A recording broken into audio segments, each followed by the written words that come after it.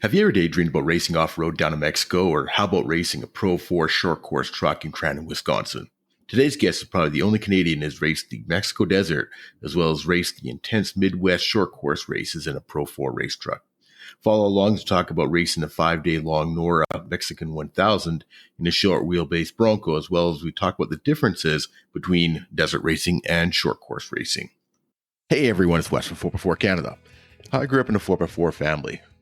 According to my mom, my first word was Bronco, not mom or mother. Kids had posters of girls or athletes on their walls. I had posters of monster trucks and truck pulls and mud boggers. I have over 20 years experience in 4x4 shops and many more than that in the off-road racing circles. I've been involved in 4x4 and racing clubs in BC, Alberta, and Ontario. Now I've decided to share my passion with you. I just want to remind everybody about our socials. You can check us out at 4x4canadapodcast.com. On Facebook and Instagram, we got 4x4 Canada Podcast, as well as our sister channel on YouTube at Vintage 4x4 Canada. So our guest today is an off-road racer from Ontario. He raced his 80s Broncos in Ontario for a number of years and raced a Pro 4 short course in the States. He recently finished the NORRA Mexican 1000 in second place in their class in their 1975 Ford Bronco. Steve McCrossan, welcome to the show. Hey, Wes, glad to be here. So before we get into it too much, we'll give a quick shout out to your social. You can check them out on McCrossan Motorsports on Facebook and Instagram, and the links will be provided in the show notes. We'll talk about that again in a second, but let's talk about the NORRA race. The NORRA Mexican 1000, 5 days of racing. How was that? Man, you know what? Like when I get asked that question, it's just a whole gamut of emotions. Like it was fun, but it was hard. Like it was so hard. You know, we had 8 of us on our crew down there, and you know, every single person just worked and worked and worked. And you know, this was our first time going down to do a race like this. Like we've been in short course for years. And we decided, you know what, let's go do NORRA, and it's going to be a ton of fun. But we worked hard. And, you know, it was our first time doing it, and it turned out we were pretty fast too. So, you know, there was times where we were like, hey man, we're in first place here. And, you know, we got to like keep the hammer down and keep this thing together every day to make it to the end, because you're not just racing your competition down there, you're racing Baja. And Baja. Yeah, it's a totally different mindset. You know, I've been involved with distance racing and I've been involved with short course racing, and it's a different vehicle prep, it's a different vehicle style, and it's a totally different mindset when you're out there racing. It's, you know, you got to hold it together. Rod Hall always said, in order to finish first, you got to finish, right? But you also want to finish first. Yeah, well, yeah, right? exactly. So, yeah. No, we picked this thing up, and I bought it in Texas, like just before the border opened. And the day the border opened, I drove down to Texas, picked this truck up, got it into Wisconsin to our race fab shop there. Case Gunderson went through all the shocks on it for us, and immediately after that, brought it back home. And we tore that thing down and just prepped it, you know, put all new TMR parts in it, made that truck strong. And it was a good truck. Like, man, like we didn't have any big issues the whole time we were down there. And, you know, like out of a couple hundred entries, like a lot of people don't even finish that race. It's just so brutal on the vehicles. And on the body too. Yeah. It takes a toll on the body. It, you know, being the first time, I don't know what I was thinking, but I said, I'm going to drive the whole thing. Right. And I had 3 different co-pilots that I just kept wearing out day after day. And, you know what, there was days where I could barely even get out of the car. Like just, you know, I'd crawl out and could barely walk. It was just being in there for so long, getting beaten up. But you know what, our guys every day would just go through that thing at the end of the day and give me a fresh truck first thing in the morning and back at it again. It was really, really good. So the Mexican 1000, 5 days long. This year it went down the whole way, didn't it? Down the to the tip. Yep, yeah, all the way to Cabo. Yep, Yeah. yeah, Yeah. yeah. So there was some incredible stuff we were driving through. Like, we're going through towns and the people down there, like everybody just loves the races and Baja, and little kids are cheering you on going through towns, and at the end of the day, we'd stop and hand out little toys and stickers to the kids, and it was just amazing to see it. But just the remoteness of it too in Baja is unbelievable. We're driving along an 8 foot wide path on the edge of a mountain that's 500 feet down into the ocean if something goes wrong, and trying to race at the same time to stay alive. It's just, Yeah. I'm not looking around too much. I'm looking where I'm going, but the co-pilots are like, "Holy crap! Can you see this view?" Taking on, You're like, no, I'm concentrating on keeping on the road. yeah, it's And then you get the silt beds after that too, right? Like, Yeah, oh yeah. It's just everything.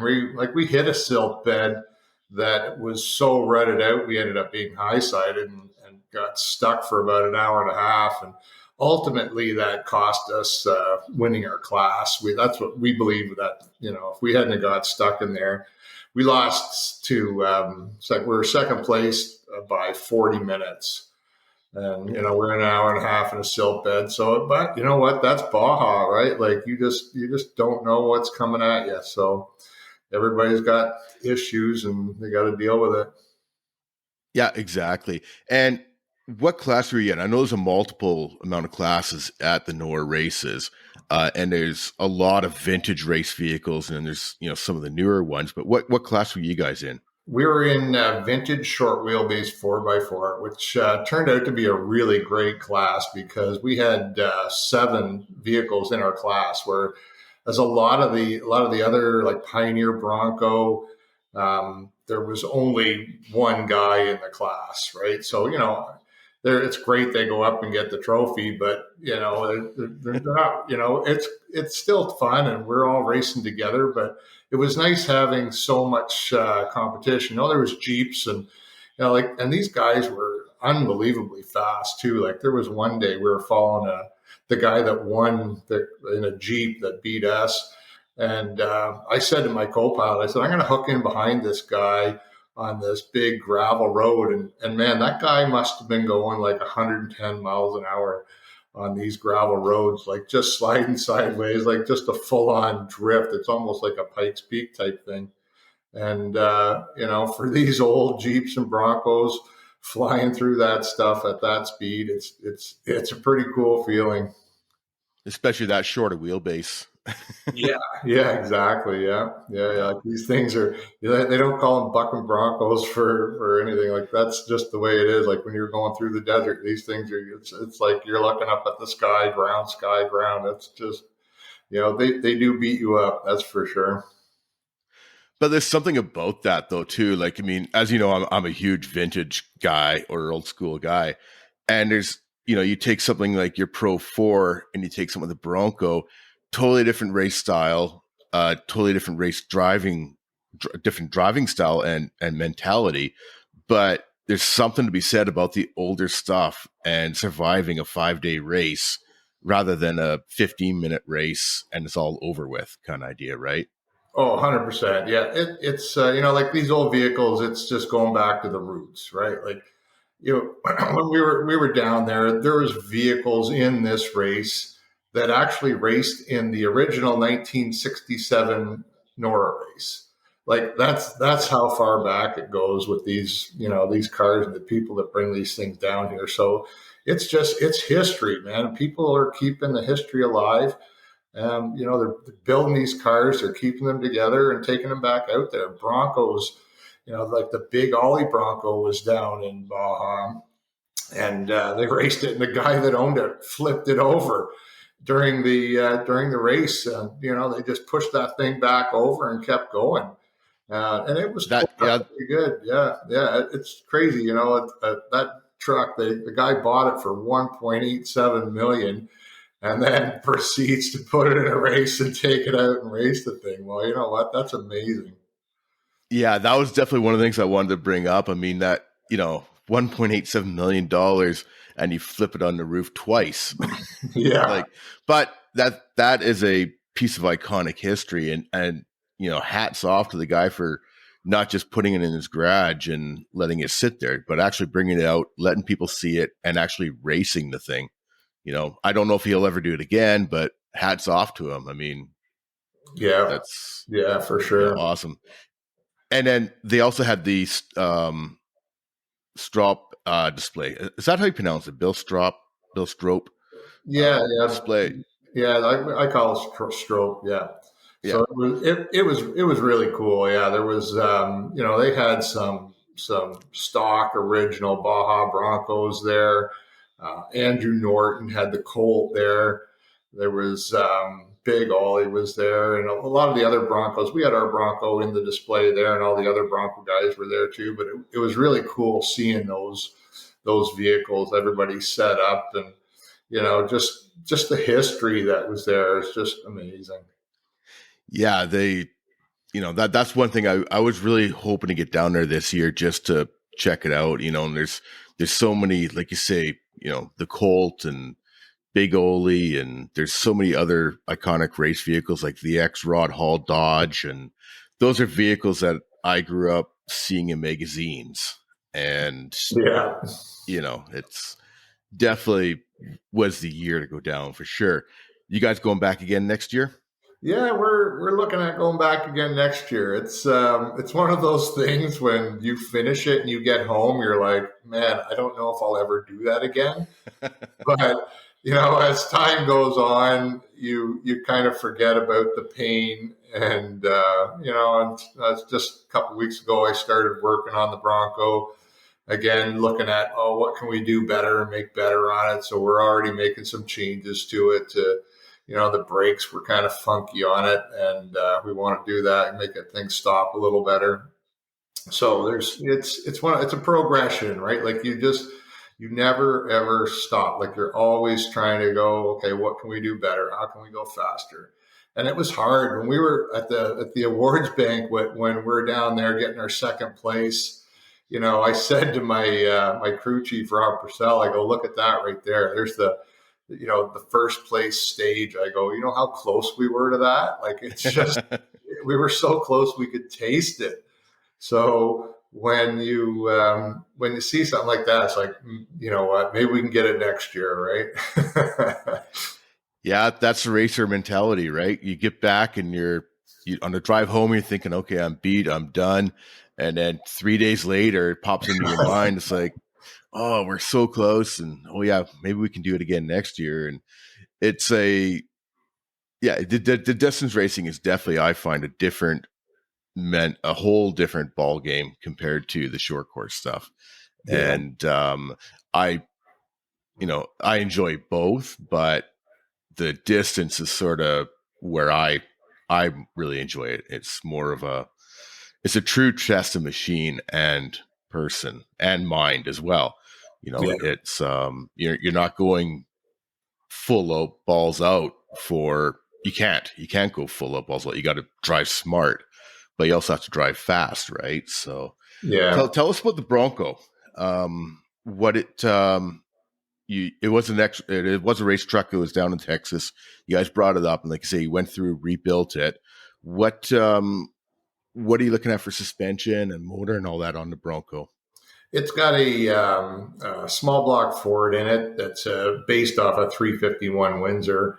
It's poured out to a 408, and it's probably making conservatively around 500 horse, which in a lot of race cars isn't a lot, but for a Baja Bronco, it's plenty. Believe me. It's got some pretty good suspension in it for a Bronco. We've got King shocks all the way around, 2 per wheel. Coilovers in the front. It's got the leaf springs in the rear, just to meet the class requirements. But it's being a short wheelbase truck, it works really well. Like, it handles good. It's got a 9-inch Ford with Dana 60 outers in the front, which makes the front end super super tough in this truck, because that's one of the most vulnerable areas. Is with the old Dana 44s, you could just grenade those and snap those axles. Just you know, like hit a couple of big holes and that's it. But typically we run it in two-wheel drive all the time. The truck doesn't like to be in four-wheel drive all the time. It just handles better in two-wheel drive, and that's how we ran it most of the time. And it's just really low RPM. It likes to. And this took me a while to figure it out. You know what I mean? First time in the truck, I got to. Yep. I'm used to like, oh, I got the RPMs up. We got to rev this thing, but this truck just likes to be lugging. And the good thing about that, you're not like taking the tires off it, because man, you can go out with a brand new set of tires in Baja, and if you're just on the gas, you can burn your tires out in no time at all. And at one point in the race, near the end, I actually pulled over because I had a flat, but it was just the tires that were gone away. Like there was just basically hardly any lugs left on them, like just destroyed. It's unbelievable what the rocks will do to you out there. Yeah, you're Yeah. dealing So with rain. yep. The rocks and fuel mileage is another concern too, right? If you're going full out, you're going to be burning through that fuel, and you've probably got what, a 30-gallon tank or something like that in there, right? But Yeah, you're limited. Of course, you have pit stops along the way, but it's something you got to think about more than you do in a short course race for sure. yeah. The logistics is incredible when you're doing Yeah. Baja. Like your chase team and everything that they've got going on. Like the chase guys have their own race all by themselves. Like these guys are, I'm in the desert driving around having a great old time, and they're on the roads trying to get to where I'm going to be. And a lot of times that they have to really get on it. So they're going through the mountains driving 80 miles an hour, passing semis on the wrong side of the road and trying not to get pulled over by the cops just to get to the transition point so they can get me some gas or whatever. But so yeah, the logistics are just incredible. There's so much involved. Yeah, it's not just a simple let's just go out and race kind of idea. It's a lot more than that. And the Mexican people down there really open their arms up to the racing. To them, it's at least from my understanding, it's they open their arms up and they're super excited to have the racers there. Yeah. Oh, it's a really cool feeling when you could be so tired and just almost at the end of your rope, and then you come around a corner and you see a family in the middle of the desert standing with umbrellas, just so they're not getting beat by the heat, and the little kids are cheering you on. Like it's just amazing. Yeah, definitely a big picker upper for sure, right? So, Yeah. um, People embrace it. yeah, for sure. The Bronco, you went to the red, white, and black paint scheme. Basically, that's the same scheme as the new factory Ford Bronco. Is that sort of what your thought was on that? Yeah. We tried to use some of the orange and white strobe colors, and then incorporate it into the new Bronco DR that Multimatic is putting together for Ford, which is kind of a really cool Yeah, concept. We're looking forward to seeing that thing come out. But that was the idea, yeah, to kind of keep it retro with a little bit of a modern touch, and yeah, it turned out pretty good. Everybody liked it, and the TMR. It's such a recognized brand. A lot of people are like, "Wow, TMR is Canadian," and we're like, "Yeah, man, like they're our hometown guys, right?" So it's like, "Yeah, we yep, use your stuff all the time." So it was, we got lots of recognition down there because of that, and nice.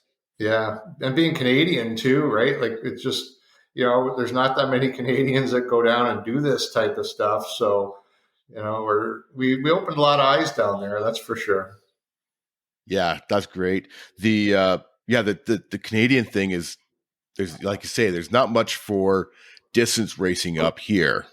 We used to have some over in BC here, and but they're definitely nothing like a NORRA race. They're more like a 3-hour enduro or a 400-mile race and such like that. But and of course in Ontario, there's the short course racing, which they've always seemed to have a good series going. you looking at NORRA next year? Are you looking at any other races, like going down to the Mint or any of the other races down there? Yeah, that's funny you mentioned the Mint, 'cause that's one of the ones that we would like to try and fit in. It's just a really cool venue. Going down to Las Vegas, and all the cars are out on Fremont Street. Like it's a Yep. festival as well as a race. So that would, and it's iconic too. Like it's just, all the old, James Garner and Pernelli Joe, like that's how they got all started. They were all down there doing this race, and, being in Vegas, and it's Yeah, just, the Mint is definitely one of the, like I say, it's an iconic race, like the NORRA race, and there's not too many races that have that kind of history, right? But it's also, like you say, a very party like atmosphere. So instead of going to a VOR race in Northern California or something like that, there's definitely a festival atmosphere to it for yeah, sure. So yeah. No, it would and be a fun one to get in. Yeah. yeah, but it's all, I mean, it being Ontario, you're very removed from it all, right? It's not like us in BC where we can just hop across the border. I mean, how long did it take you guys to get down to Ensenada? Well, it was over a week. So we, our guys that went that drove down there with all the gear and everything, they were gone a month total, because we went down into Vegas and went and tested on the Mint course. We wanted Yeah, to get some time in the truck just to sort of feel it out and, shake it down, because, brand new vehicle to us. So we went down and stayed down in Vegas for a week doing that. Um, but so it took basically a week to get to Vegas, and then another day over in Ensenada. yeah. So it's a long haul, and the guys that are doing this, most of them are, if a lot of these guys live in California, so it's no big deal, right? They cross over into Ensenada in a day. Friends of our Kurt Leduc lives down there, and he's always in Baja. He's never not down there. So it's like his backyard. Yeah, So yeah, it's totally. yeah. Yeah, yeah. I know it usually takes us a couple days to get down to Vegas. It's a good 18 hours or something like that, right? So it's a couple Yeah. of days. So we got a little easier, but yeah, you guys are a lot more, removed, unfortunately. So, but there's still some good racing out east. I mean, like you say, you were mentioning earlier that that your daughter's going to be going to the Brockville race and stuff like that. And the Ontario, they got a good grassroots racing circuit there, and it's you used to race that yourself in a 80s Bronco a number of years ago. You and your dad, right? Yeah, that's right. That's how I got started. I was at a car show in Toronto, and I had always liked off road tracks and would bomb around. My buddies had dirt bikes, and I'd have my truck out at the dirt bike track, doing the tabletops and stuff, and everybody thought that was kind of cool, until we couldn't open the doors anymore. But it, I was at this car show, and the Ontario Off Road Racing Association had a booth there, and I'm like, wow, this is awesome. I gotta try this out. So they had obstacle racing, where you would go out, and it's a timed event, and you're on the course just by yourself, and whoever gets the fastest time wins. So we went out and started doing that, and got pretty good at it, and ended up flipping over my street truck, and crushing the roof, and the windows all got kicked out of it, and we finished the weekend and drove it back home with no windows in it, from Brighton, Ontario. And after that, it was game on. Like we went and got this '80s Bronco with a TTB front end in it, built it up into a race truck, and never looked back. Like it took us a long time to get it sorted out. There was no Oh internet yeah, then, and it was I would crawl under Milan Nosnick's Bronco and just lay under there and look at it. Right? Yeah, it didn't have a camera, so I wasn't. I just look at what he did. He'd come by and yeah. get the heck out of there, right? What are you doing? And then I'd go home and work on my truck to make it better and better and better, until we got it so that it worked right and did what it was supposed to do. And man, once we got it figured out, like we had a lot of fun in Ontario and won a lot of races. Yeah, yeah, and it's definitely yeah, back then there was no way of doing that, and you'd have pictures in a magazine or the other vehicles at the track, and that's all you had to work with, and your mind, and that's all you had to work with, right? Yeah, So yeah. yeah, and then you ran Pro 4 down in the States for a few years. That was a whole nother ball game as well.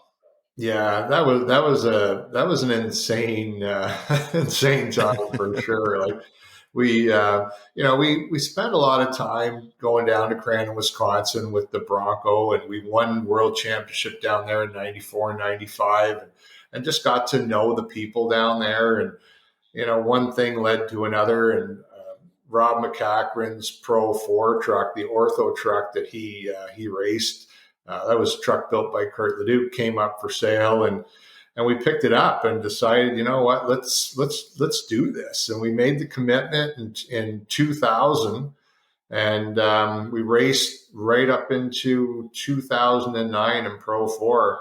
Um, the last 3-4 years that we raced, we had Jack Flannery's old Pro 4 truck, which was just an insane rocket. That Yeah, thing was just unbelievable. But yeah, it's a whole different ball game and mindset, especially from Baja. Like those Pro 4 races are 15 minutes, and every guy, we're just like, it's wide open all the time. It's just the most insane style of racing you can ever imagine. But yeah, fun. I've Right? yeah, exactly. I've often described it as a sprint car race with jumps. Yeah. And that's, like I say, you're wide out, you're going 2-3 wide into a jump into a corner, and it's got to be a rush on a scale with, like a Pro 4 scale. It's got to be pretty insane. Yeah. It's just Yeah, like those vehicles. It's hard to even explain to people how they move and how you drive them, but you really don't steer them. You just point them, right? And it's all yeah, you're just working the throttle and moving the thing around the course. And yeah, it's just the wheel doesn't hardly turn at all. You're basically just yeah, using the gas to pull it around. And 4-wheel drive, right? You just hit the gas on the thing and just throw you back in the seat. Like it's such a rush yeah. driving those cars for sure.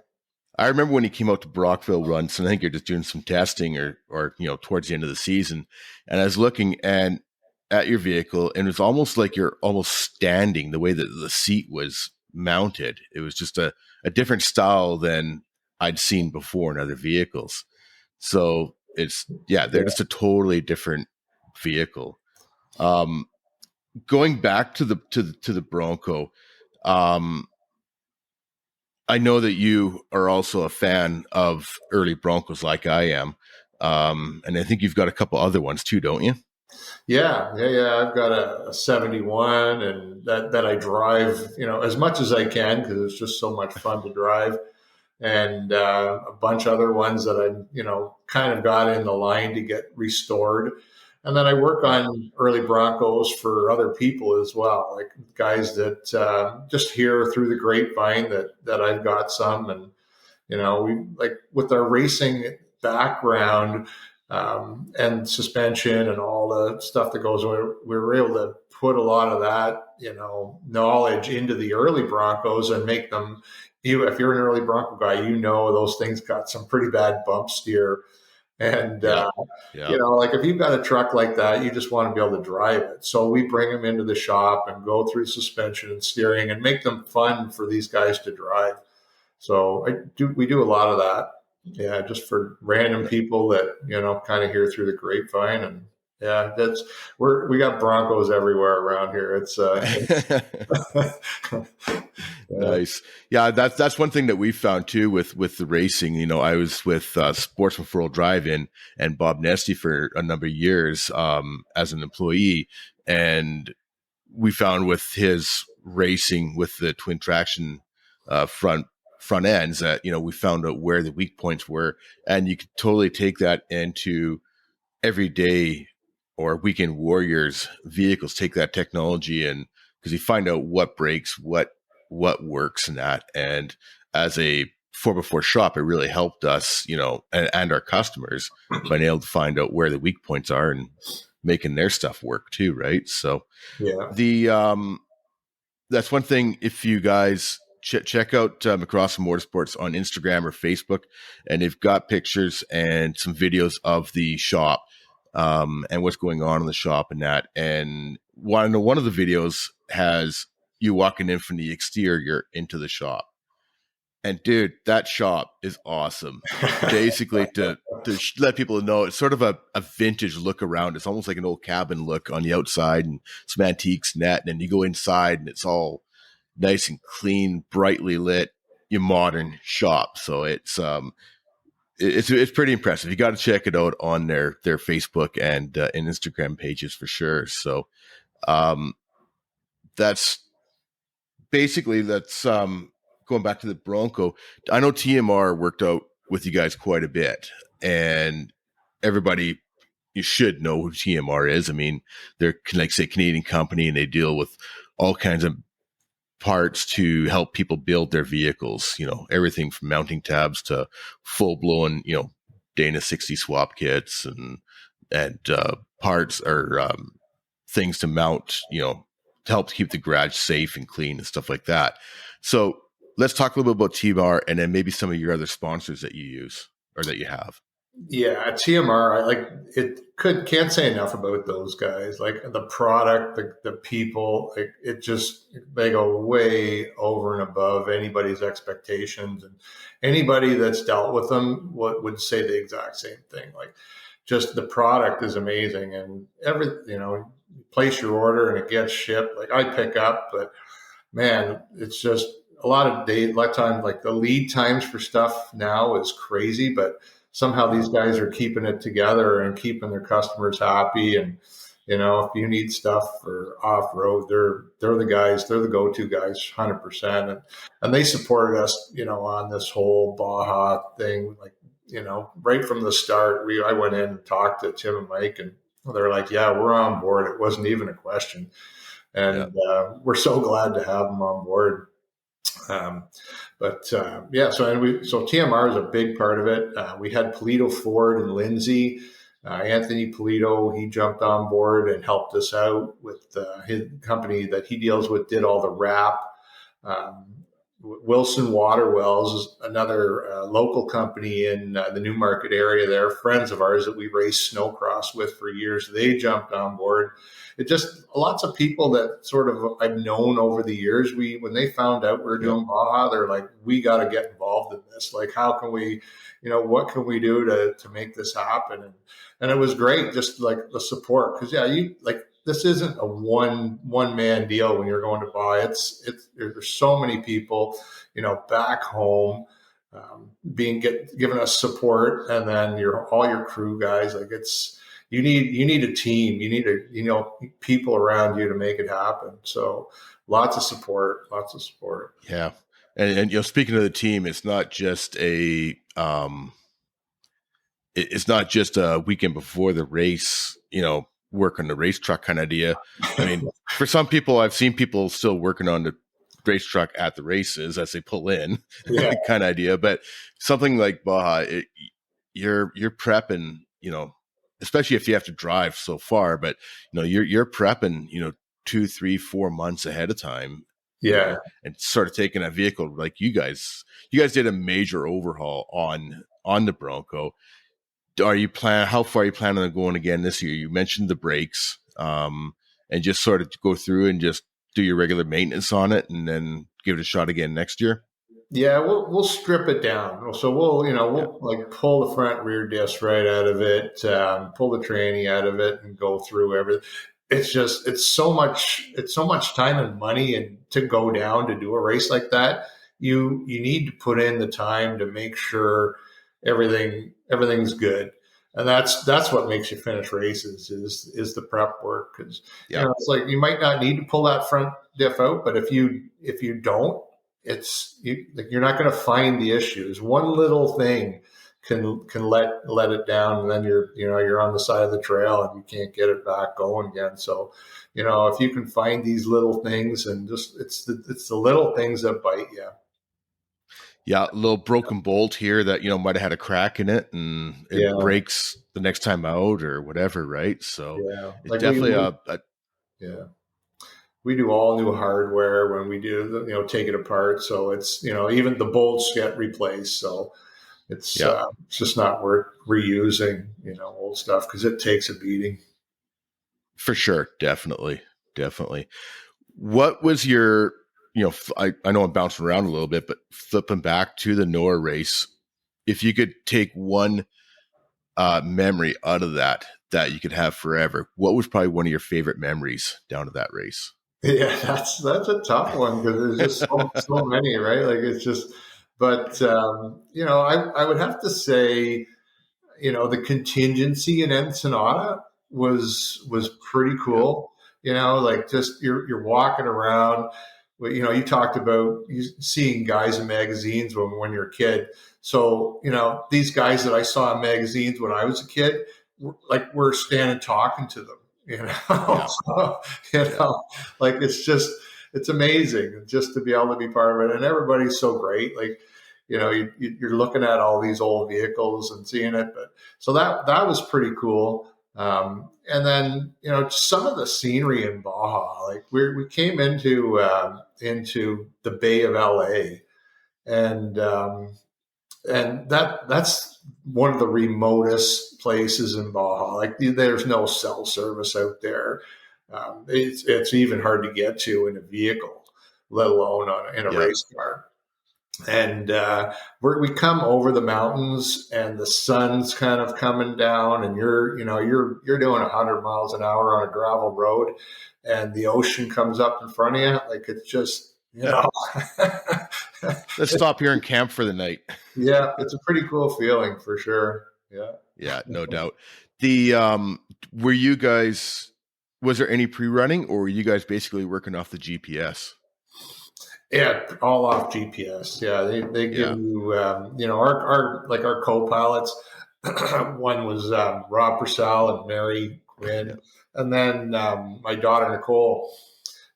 Like they worked hard.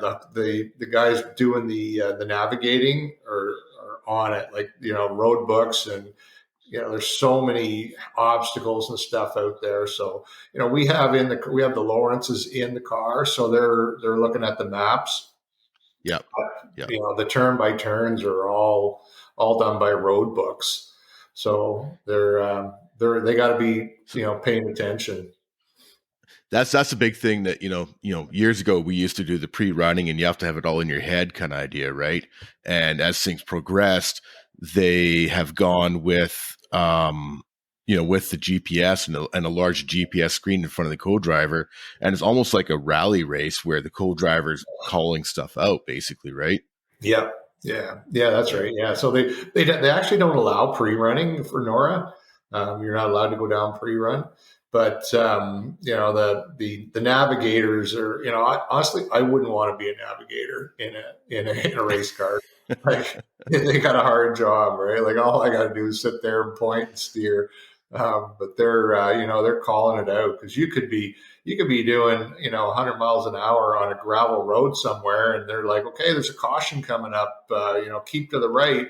So you keep to the right, and then when you get around the corner, you realize why. Well, there's a crater that you could put like 6 school buses in the middle of the road, right? So yeah, it's Mexico. You just never know what's going to pop out and get you. Like we yeah, and it's a huge responsibility for them. It's not just along for the ride and look at the gauges here and there kind of idea. It's a huge responsibility. yeah, yeah. No, they're calling Yeah, it out, and you're driving in the dust too, trying to pass people, and you can't see 50 feet ahead of you, and you're traveling, at some pretty crazy speeds, and they're telling you, all right, you're going to be turning left up here, or a big sweeping corner, and yep, it's almost driving blind. So yeah, yeah, definitely. And the heat is a whole nother ball game too.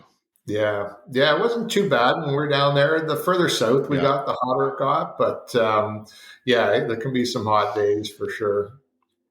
yeah, yeah. Especially in those race suits, and you're sitting there, and yeah, you can definitely feel it for sure. So, Yeah, by the way, those TMR race suits look great. I have to say. Yeah, the suits turned out amazing. We worked with Awesome Racewear out of Niagara Falls on those, and they did an amazing job. Yeah, like we just looked at the color schemes, and we tried to again, go with the new Bronco DR scheme on Yep. that, and they were a hit. Everybody loved them for sure. Yeah, they look great, definitely. So, um, once again, everybody check out McCrossan Motorsports on Facebook and Instagram, and we definitely look forward to what you got coming up in the future. Definitely want to see you guys go down to Mint, and definitely want to see you return down to NORRA. Hopefully, I can make it down to NORRA next year. It's on my hit list. So I really annoyed that I couldn't make it this year, just with the strobe display and seeing Big Ole. I mean, what 50ish or year old guy doesn't want to see Big Ole, right? We all grew up watching in the magazines, and yeah, that I really wanted to see Big Ole, but it is what it is. So it yeah, there's so many different vehicles down there in regards to history. Mark Stahl had Ivan Stewart's Ford, the black Ford for, Yeah. and all the Broncos and the Colt, and like I say Rod Hall's Dodge, and all the buggies too. Like I recognize them, but I don't know them as well as a lot of other people do. But how about that? Have you ridden or have you raced in a buggy before? Is that something you would be interested in, or are you a heavy metal boy? Well, I'd race anything. Yeah, no, I'm a racer, so I'd get in any kind. If somebody said to me, you know what, jump in that car and go, I'd go, right? Uh, but I haven't never raced a buggy, so it would be a lot of fun for sure, just to give it a shot one day. Yeah, definitely. It's different. They handle differently, of course, and it's yeah, it takes some getting used to, but they're definitely a lot of fun as well. Gonna probably close up a little bit here, Steve, but one of the last questions I have for you is the 4 Canada podcast. Who would you like to listen to on the podcast yourself in regards to Canadians? Yo, man, you know what? It'd be amazing to have Milan Mosnek. The history that guy has in Ontario off road racing, and he's still giving it down in the Midwest, right? Like Yep, he had a pretty tough bout with cancer that he beat, and yep. you know what? He was down and out, but not for long, and he's back at it, racing in the Midwest now again. That he's been there, done that. I'd love to be able to listen to. Definitely a guy that I would like to sit down, chat with, and definitely a guy I'd like to, sit around the campfire and share a few beers because I know he's got some stories. Oh yeah, no doubt. Yeah, Yeah, yeah. yeah, He's one of them. There's tons of guys too. There's so much history, and there's the Dinsmores that are they're racing my old Pro 4 truck. yeah, They get down to Crandon with that. They'd be great to talk to those guys as well. yeah. Definitely, yeah. I definitely want to hit up Greg and Travis for sure.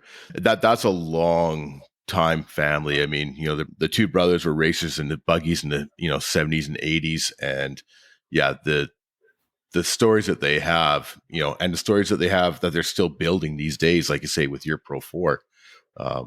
Definitely want to talk to them for sure. Yeah, Awesome, Steve. I really appreciate you taking the time to spend with this, and I definitely want to see you guys down in nowhere again and down in the Mint, and I can't wait to see you down there in person next year. yeah. Well, we're looking forward to trying to get back down there, and it'd be great if you could make it down for sure. It's a lot of fun.